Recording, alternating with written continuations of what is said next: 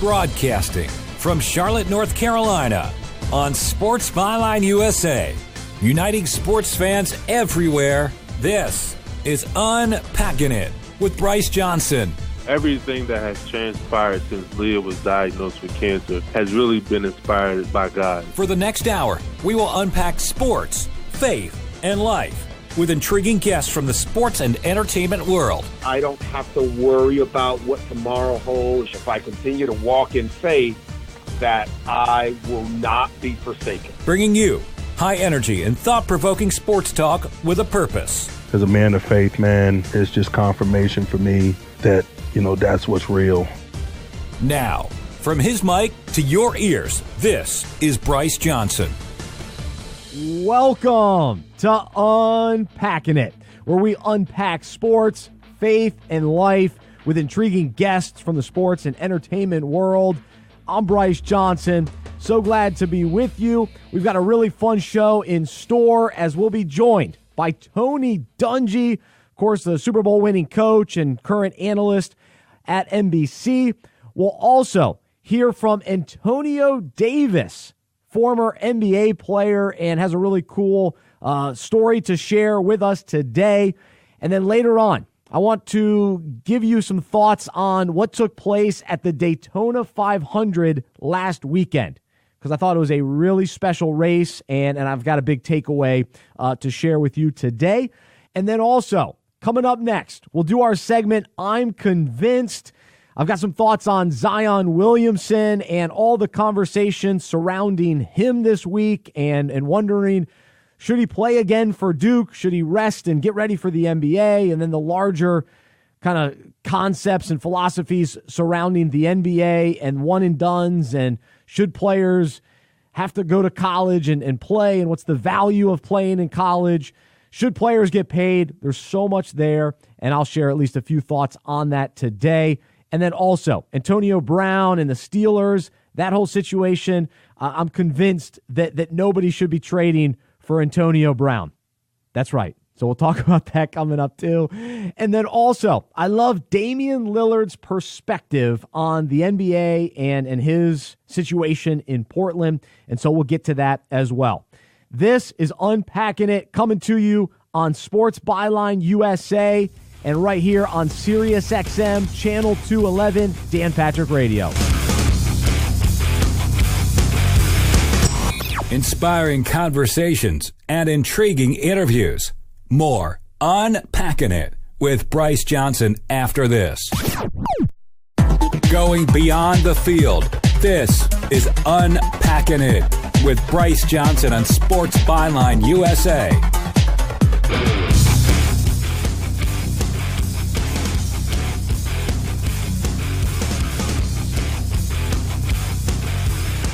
We're unpacking sports, faith, and life. I'm Bryce Johnson. Glad to be with you. Check out our website, unpackingit.com. Be sure to subscribe to our podcast and sign up for our daily email. Right now, it's time for the segment, I'm Convinced, where I let you know what I'm convinced of from the week in sports. And I've got to start in college basketball, because as a Duke fan, I always love the Duke and UNC game. But I must say, I'm convinced, even though Duke lost on Wednesday night, we actually all lost, because we saw one of the best players to ever step into college basketball go down with a tough injury. I'm convinced Zion Williamson is the real deal, and he absolutely should be the first pick taken in the draft. But the thing about Zion Williamson is it's not just how talented he is and his ability to dunk and make a bunch of highlights every time he steps on the floor, but it's his maturity, it's his passion, it's how hard he plays as a player. He plays defense, he rebounds, he makes players better. And so I'm convinced that he does need to play again this season when healthy. But this is a complicated story. A lot of different opinions were given this week about Zion Williamson and asking the question, should he play again? And should he just rest up and get ready for the draft? And so I think he's good enough. I think he's proven enough that he should be the number one pick. but I believe that he is passionate, that he loves the game of basketball, that he wants to keep playing. That's who he is as a player. This is more about basketball than it is everything else. Of course, he wants to get paid and he wants to make it to the NBA and all that, but I'm convinced this is one of the special players that we see every once in a while that really are the total package. And so that's why it was so devastating to watch him go down, especially in a big rivalry game, and we didn't get to see both teams, really at their best. And so I'm still bummed about it days later. But here are a few other things I'm convinced about in regards to Zion Williamson and the larger conversation surrounding college basketball, the NBA, and who gets paid, when they enter the NBA, and all that. So here we go. I'm convinced college athletes should be paid a competitive salary based on their value to a team and university. Yes, there are billions of dollars being made in college football and basketball specifically, and the athletes should be paid. I've been saying this for years. I believe it. I think it's an unjust situation that everybody else makes money while the players are the ones that we're coming to watch. They're the ones that are out there, putting their bodies on the line. And it doesn't mean that every single player on the team, makes the big amount of money, but the guys that are truly adding value to their university, like Zion Williamson, should absolutely be paid. There's to me, I can't be convinced otherwise. But I'm also convinced that the shoe companies should be paying these players. I even think there's a possibility where the NBA could actually pay college players, but I think that ends up being a little bit more complicated. But I think if they just use their likeness and can get their own sponsorship deals, can go do autograph signings, they can make their own money in multiple ways. But the idea that the NCAA limits this is still unjust. And so let me take it a step further, though. I'm convinced the NBA should require draft picks to have played 2 years in college. Now, I know that they're trying to pass the rule where players can come into the NBA at the age of 18, which means they wouldn't necessarily have to go to college. But I actually believe that players shouldn't go straight to the NBA out of high school. I think it's better for them. I think it's better for the NBA. I think these players need the couple of years in college to understand how to balance. They balance school and playing basketball. But when you get out of school, you have to understand how to balance life.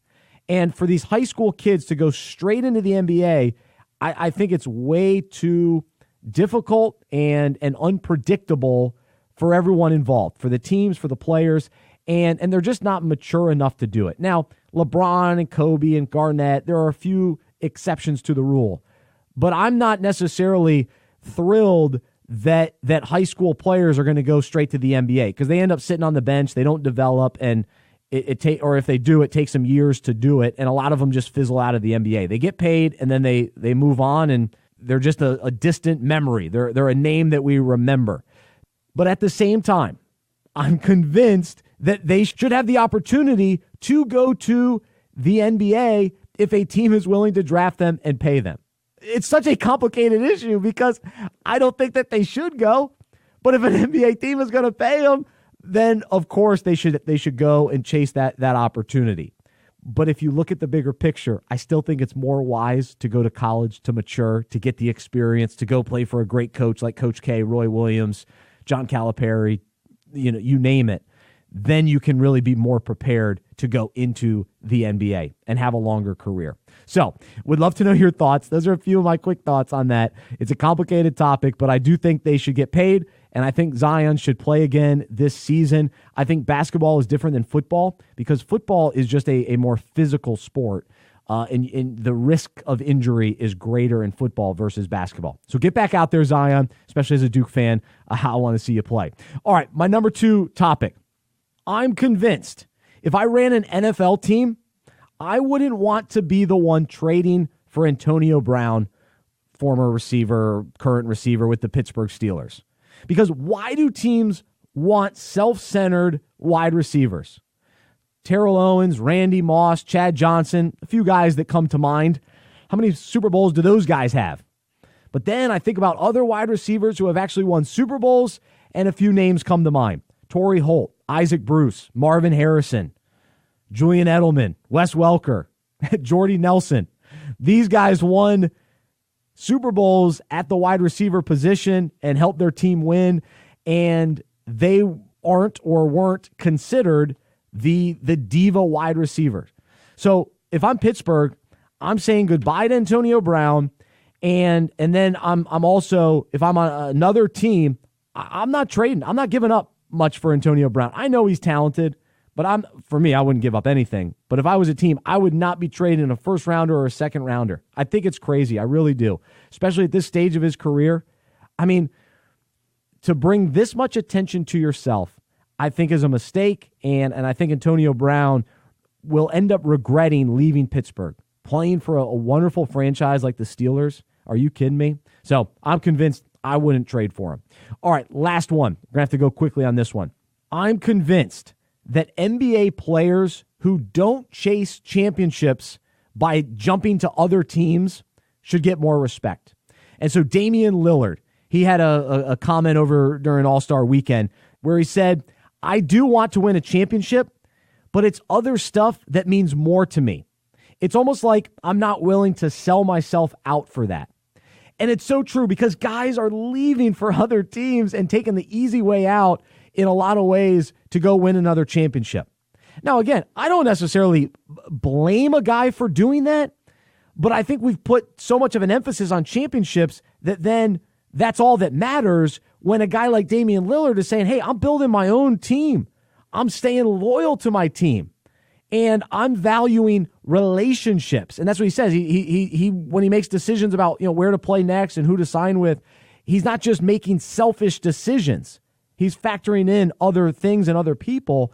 And he said, when my career is over and I'm going to know the relationships that I'm going to have, I'm going to know the people who knew I was solid with them, regardless if I was at the top or if I controlled all of this stuff, that I did it the right way. And so I just think those kind of guys need to get more respect because we kind of overlook the players that actually stick around with their team versus the ones that are bouncing around the league, always trying to chase a championship. Again, I understand why guys go for the championship, but let's not forget the ones that are doing it another way that value relationships and loyalty. So that's what I'm convinced of this week. Let me know your thoughts. Bryce at unpackingit.com. We got plenty more of the show coming up right after this. Intriguing guests and inspiring conversations. This is Unpacking It with Bryce Johnson.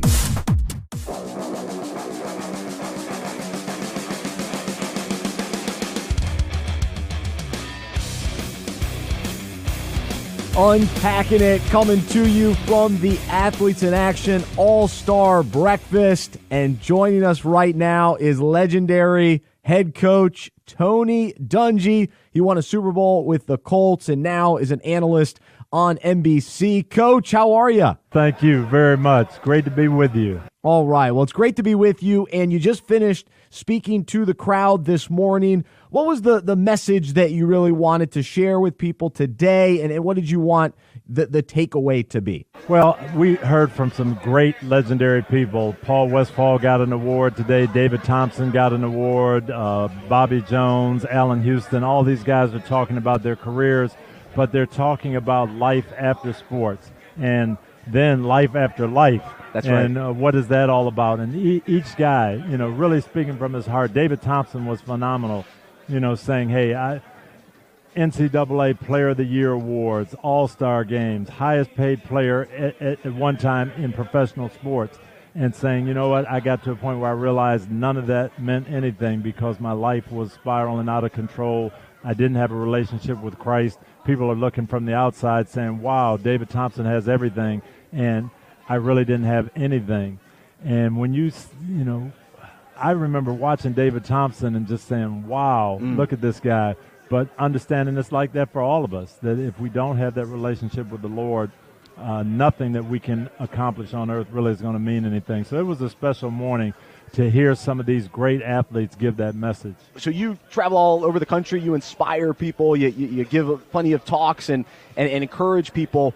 What about for you? Who inspires you, even maybe from the outside looking in? Who are some people that have just, had an impact on you from a distance, even today? Well, probably the guy who had the most impact on me was Chuck Noll, my coach with the Steelers, and just the way he did things and the way he led us. Tom Lamphere is another guy. No one would know who he is, but he's the chaplain of the Minnesota Vikings. I was there 4 years, and Tom worked with me that whole time about being a better person, and not necessarily just being a better coach, but a better person. And so it's been 20 years since I was with the Vikings, but we still stay in touch and do things together. And Tom inspires me because his goal is just to help these young players and coaches be the best people they can be. Amen. Tony Dungy, our guest right now on Unpacking It. We're at the NBA All-Star Weekend, the Athletes in Action All-Star Breakfast. A lot going on, but thankful to spend a few minutes here with Coach Dungy. And this week was Valentine's Day, and I know that marriage is very important to you. I'm wondering, though, how do you prioritize your wife? What's the strategy and what can be an encouragement to people listening today on how to prioritize your wife? Your wife and your family, that's what's special. That's what God has given you. But it's difficult because we have obligations and you have jobs and certain hours that you have to work. And when I was coaching especially, you're on the road, you're at training camp. You have these times where your family doesn't feel like they're important to you. And so how do you make that work? And say, I know I have times when I have to be away. I know I have times when my mind is occupied, but you still have to understand that you are the first priority.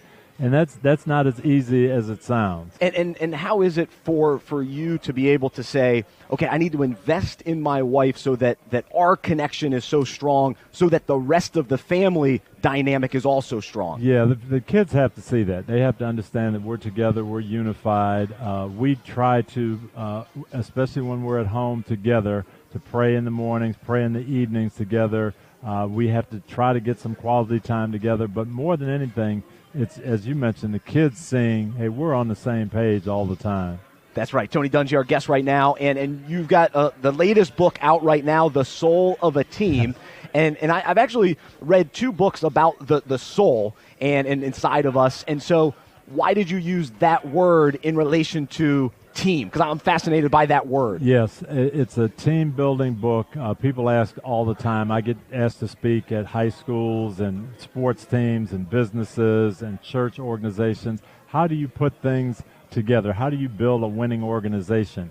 And so we came up with the acronym SOUL, selflessness, where you're putting the priority, the good of the team first, owning your role, understanding it but owning it more than anything else, unity, and then how do you get those 3 things to come together? You have to have a larger purpose. So that's where the soul comes from, and we kind of unpack that in the book. I love it. That's great. It's called The Soul of a Team, Tony Dungy's latest book. And of course, we got to talk a little football, even though it's NBA weekend. It's the off season. Is there a storyline most intriguing to you at this point as we kind of have the next couple of months before the draft? Well, a couple things. I think you see the young coaches coming into the league, and what are these guys going to bring in terms of their attitude, and are they going to be able to reshape the franchise like Sean McVay did in L.A. with this just new youthful energy? And then this kind of quarterback carousel. Where are people going to end up? I think we're looking at Nick Foles now, Joe Flacco going to Denver. So who hits this next wave of quarterbacks? Kyler Murray coming into the league, and where is he going to land? That's always kind of the exciting thing right now. Well, I know for you waited a while to get that head coaching opportunity, and a lot of these guys are getting it early. They're young coaches. What's the good side of that and maybe the bad side about getting it early? Yeah, I was a young coach, relatively young, 40 years old when I got my job. I had been an assistant for 15 years in the NFL, and I thought I was ready. I thought I knew what to do after 15 years as an assistant, but those first 6 months on the job, I realized that some things you can't understand until you actually get in that role. So they'll have some eye-opening experiences, but the one thing they will have is the ability to relate to these players.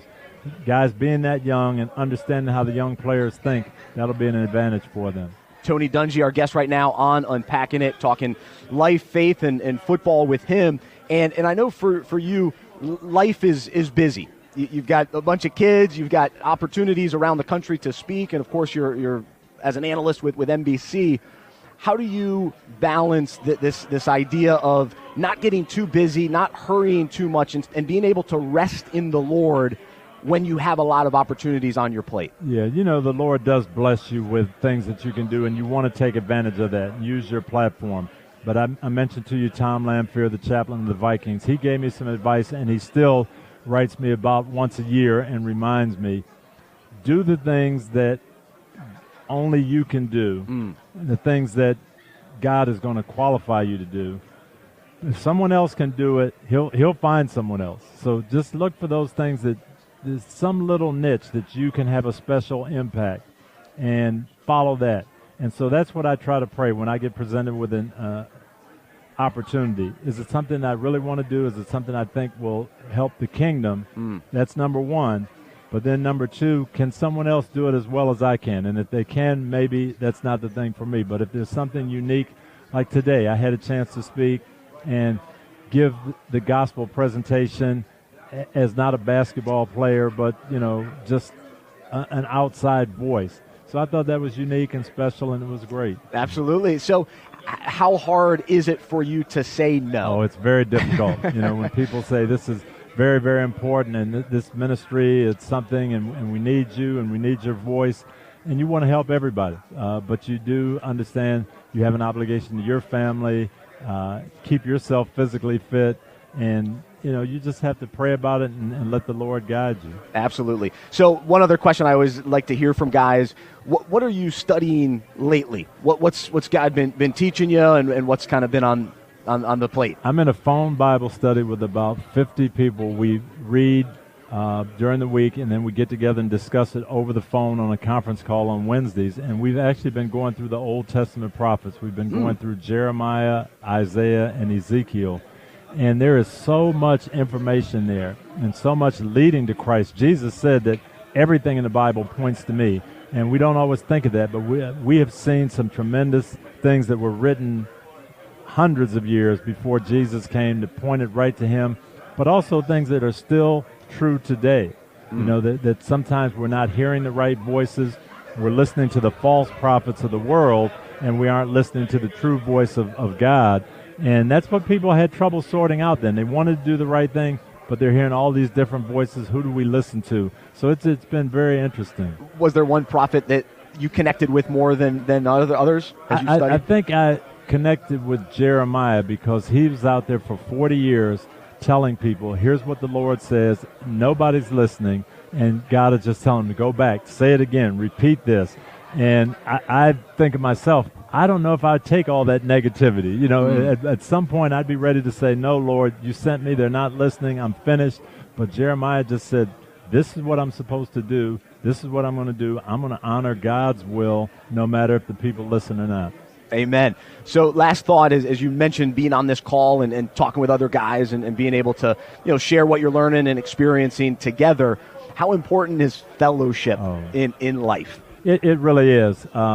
Group fellowship like that, individual fellowship with your wife and your family, fellowship with other guys in our church. We have a little 3-man group that meets, and we kind of discuss things as well. But that is so important, staying on track, because it's very easy for me to develop blind spots. I think I'm doing the right thing. I'm going here. I'm doing this.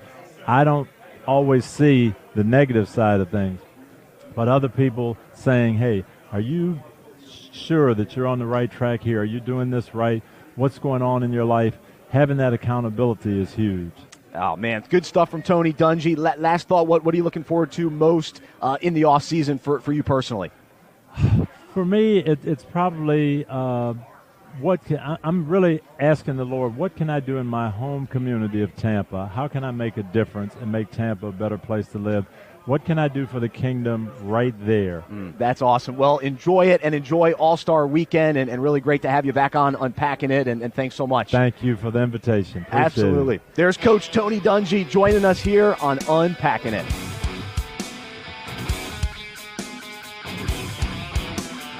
sharing the personal side of sports. This is Unpacking It with Bryce Johnson on Sports Byline USA. Hey, it's Bryce Johnson, and really appreciate you listening to the Unpacking It radio show each week. But I want to invite you to check out our website, unpackingit.com, so that you can sign up to receive Unpacking It each day in your email. That's right. We send out an encouraging, challenging, inspiring word through email. It's in written form. It's a devotional that takes a current sports story, relates it to the Bible. We call it Unpack This, and you can subscribe for free by going to unpackingit.com. It's designed to help you grow in your faith and help you understand the Bible better, all with a little sports and some of the cool stories going on in the world of sports. And so we encourage you to check it out. It's for you, and it's about 2 minutes each weekday in your inbox. Check it out, unpackingit.com, and subscribe to Unpack This. And while you're at it, be sure to subscribe to our podcast as well. Bringing you unique insight into the faith and character of guests from the sports world. Welcome back to Unpacking It with Bryce Johnson.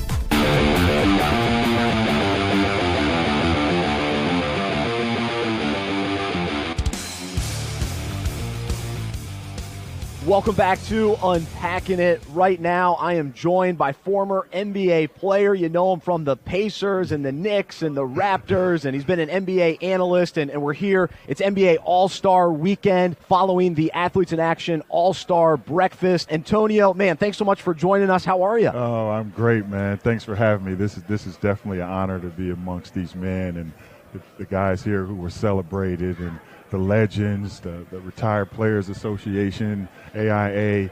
It's an unbelievable event. I've come a couple times, but I don't think I've been as involved in this one as in the past. Oh, that's great. What was your involvement then? Well, most of the time I come, I sit in the back, and a lot of time I'm not really paying attention to what's going on. I know people are getting honored and things of that nature, but seeing guys like Allen Houston and knowing what he's done and what he's doing for the game and kind of paving the way, and then making sure that I'm tapped into the Retired Players Association, which is huge. Yeah. Athletes in Action has always been one that's been there, but I recently connected with the Nations of Coaches who are kind of doing something similar, just serving. So it's been unbelievable to not just be here, but to make sure I threw myself in and got to meet people, see what they do, what their mission is, and how they're serving.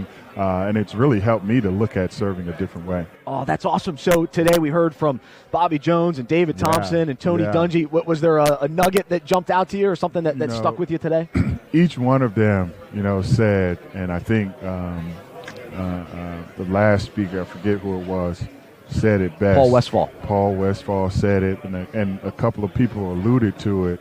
To get to the top and not really feel like that's it, and understanding that you almost have to lose yourself in order to gain everything. That's right. Was something that I constantly am trying to find different ways to say that, and to hear the men today. David Thompson saying, "Hey, I had everything. I had the most expensive contract in sports. I was an all-star. I was this and I was that, but I had nothing." It's almost going back to Ecclesiastes when it's talked about.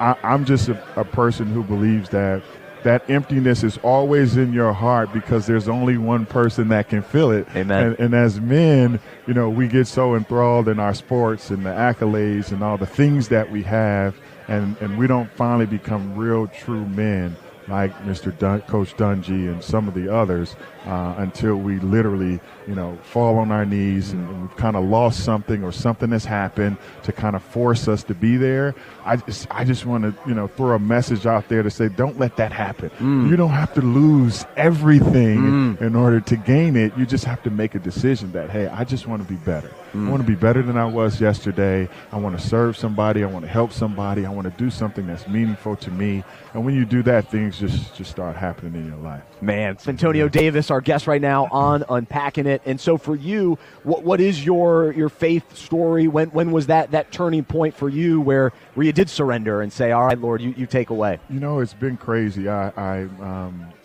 grew up in church.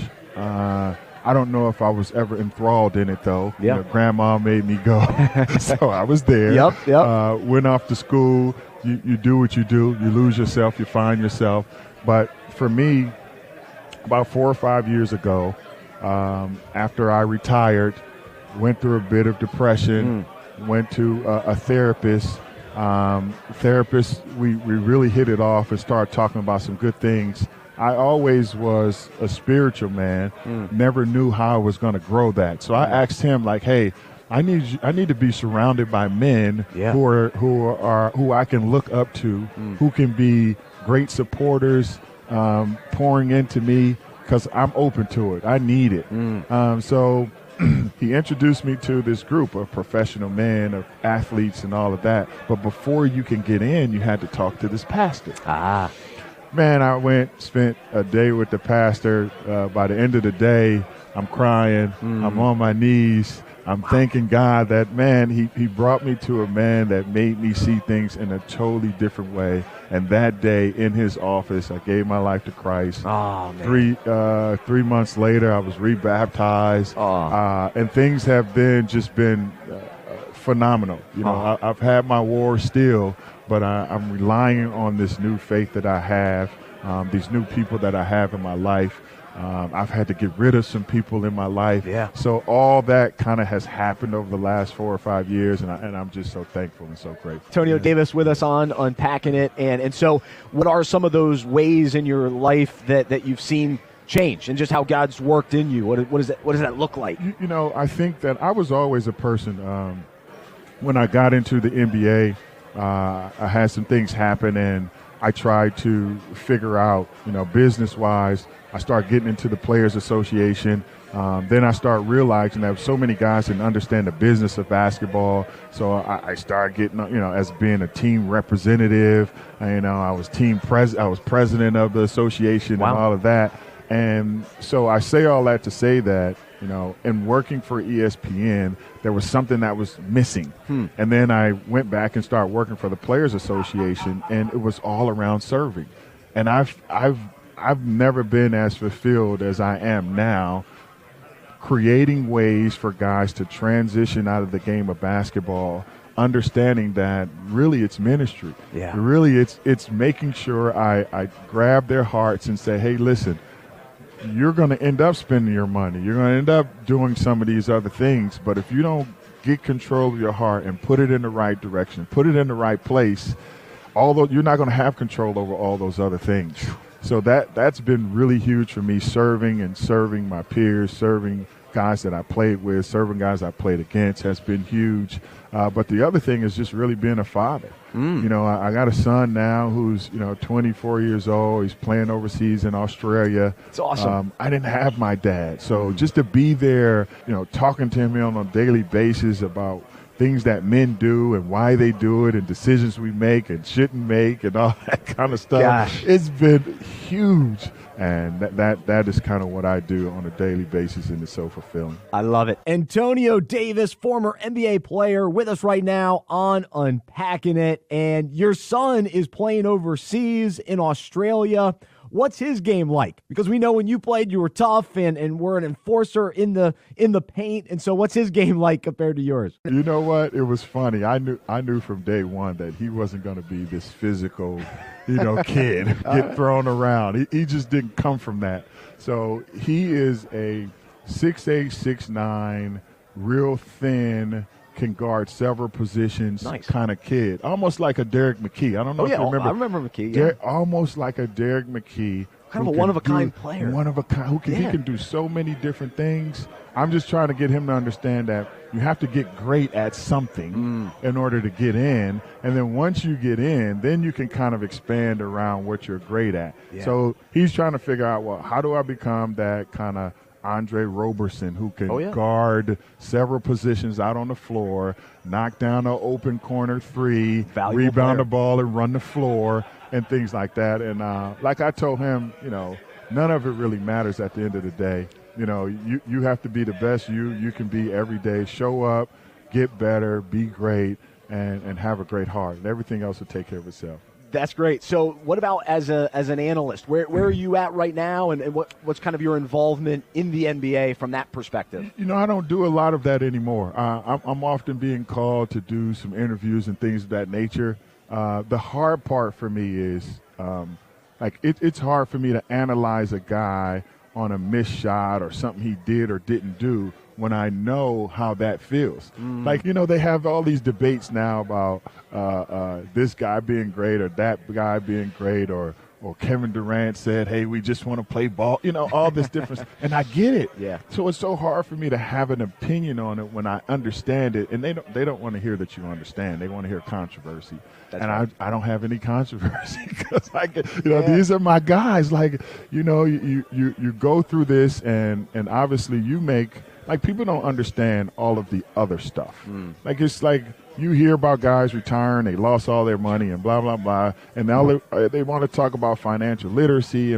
Listen, let's go back to Kevin Durant and his mom having that moment, and then what if he wasn't a Kevin Durant who didn't make all that money but still felt like Kevin Durant? I want to buy my mom a house. That's right. I want to make sure she's taking care of the rest of her life. He may go broke doing that. So you can't say that he just, didn't know how to spend money. He was loose with it. Those are not the stories. I am working really hard now to start getting guys to telling their stories because everybody just see the end, whether he lost money or he did this or he did that, but they don't know what he was going through in the background to get him to that place. And then some of them have created a new S-curve and they're they have thriving businesses or they're working in the community. We don't hear that, though. No. We don't hear all the good stuff that they've done. That's right. So I'm working to try to get some of those stories out. Oh, that's cool. We love that here on Unpacking It, sharing some of those stories for sure. And so it's NBA All-Star Weekend. What was that like for you throughout your career, and what do you make of kind of some of the festivities so far? It was so funny. I heard Allen Houston up there talking about getting that call, going to the dunk contest and all of that. I was there, actually. They did the same thing to me. I got this call my rookie year saying, hey, you want to be in the dunk contest? I'm like, nah, not really, but if you need me to, I'll do it. So I went. It was the first year they had the rookie game. I was in Minnesota. It was cold, but I took my mom and my aunt. We had a great time. And I just remember feeling just so special in the moment to be chosen as one of those guys. And so now, and then 2001, I was actually an All-Star, got a nod to play. But that was with the Pacers? I was actually with the Raptors. Oh, the Raptors. I was with the Raptors, yeah. And it's so, the one thing I wish I would have done was just slow down and take it all in. Everything happened so fast. You got up in the morning, there was media, there was practice, you came back, you took a nap, you did this, there was the game, all this other stuff. But anytime I come here now, I just try to slow down. I try to meet people. I try to connect with people. Well, how you doing? What you doing now? Where you been? And that to me seems more fulfilling than anything, than just coming to see the festivities and be a part of that part. It's the relationships. It's the relationships, man. I'm finding out that that's more important than anything. When someone says, okay, here's Antonio Davis, former NBA player, what does that mean to you? I take a lot of pride in it. You know what I mean? It's at that time, the 12 years I played, I was one of the best, kind of 450 guys in the world playing the sport for a long period of time. There's not many guys who have done it. I have a respect for any guy that has gotten there. I have even more respect for guys who are in college and that was their dream. It didn't happen. They went on to do something else. Those are the guys that really make up our communities now. Our teachers, our first responders, our this and that. Those are the guys that are really important, So I'm trying to figure out, how can I connect with them? But it's just a sense of pride. You try not to take too much stock in it. It was what I did and not who I was. It took a long time for me to learn that. I hear you. So many times we get caught up in, because once it's gone, then who am I? So struggling with that. I struggled with that in the beginning, but once I kind of found that it was more important for me to give my life to my higher power and do something else, it was just so much better. Amen. That's indeed. what it's all about. Well, Yes, Antonio, man, great to meet you. So good to meet you, So too. awesome to have you here on Unpacking It, and enjoy the rest of the weekend. Yes. Got Soak a few it in. things. Yes, got a few things going on. God bless, and I wish you guys all the best. Awesome. Thanks so much. He's Antonio Davis joining us here on Unpacking It.